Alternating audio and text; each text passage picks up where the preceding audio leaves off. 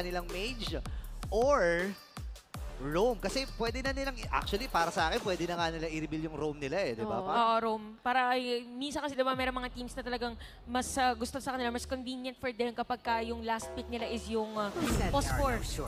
But, Ay, ito na! Ito na! Ito na mga kaibigan!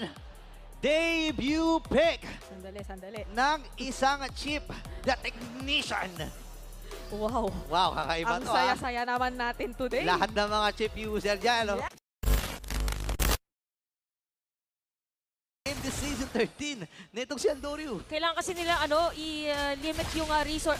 Speaking of, Paano ka talaga makakagalaw sa ganitong klase ng setup? Pero shortcut Tinawag! na lahat ng mga miyembro ng Smart Omega nandito sa baba bigla. Benny Cutie nga lang medyo tatamaan yung ibang mga shuriken. Pero ang bilis din nung disengage ng Echo nung nakita nilang napakarami nang nandito bigla. Pero nandun na nga din yung mga talon-talon mula sa Phobius at makakaabot nga dito sa Aray! ilalim ng second tier turret.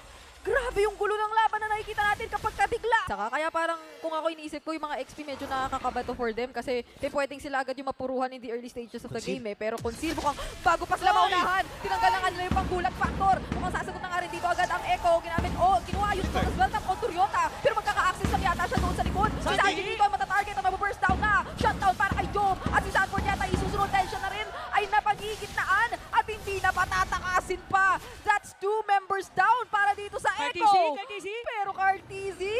Nag-aabang ha? Nag-aabang Okay, lang. day. Nag-aabang at nagpapanggap. Ay, yan na nga yung abang. Tingnan mo si Ryota dito. Pero grabe yung sustain! Nabaliktad pa! Smart Omega! Apat ang tinanggal mula sa mga orca!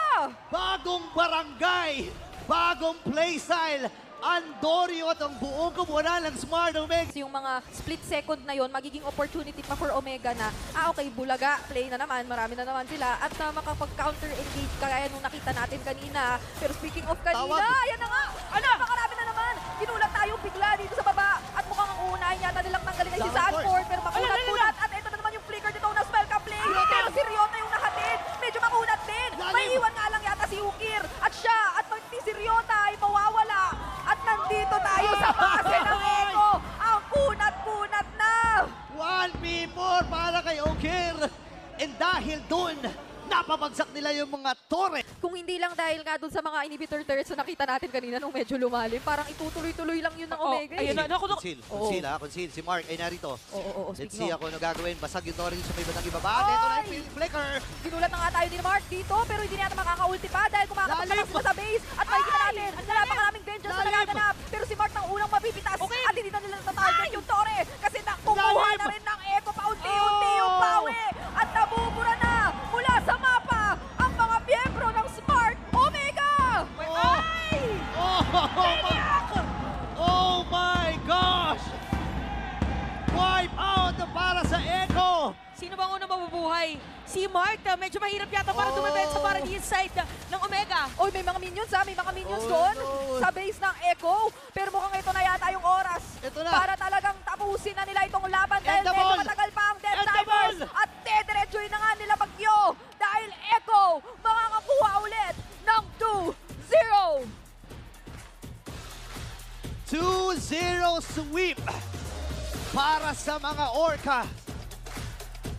Wait, medyo kinabahan kami dun sa last team fight na nangyari. Ikwento nyo anong nangyayari sa comms nyo during that moment. What exactly happened? Kasi akala namin katapusan nyo na. But you guys were able to flip it around diretso dun sa base. Anong nangyari dun? Kalmado lang po kami na nag-uusap. Tapos parang pag nag-TP po sila, tag doon, mag-iba po kami ng position. Parang wag po namin sila labanan agad. Tapos hanapin po namin yung right time na lumaban. And then, Ito naman. So last week, you guys suffered 2 losses. Kamusta yung team mentally during that moment? okay lang naman po kasi parang nagtitake po talaga kami ng lessons every talo po namin sa mga matches po namin. So parang part po siya ng pag-grow po namin as a team. So, paano nga ba kayo nag-bounce back? Ano yung mga lessons na take nyo doon para masigurado nyo na mas sweep nyo yung kalaban nyo today?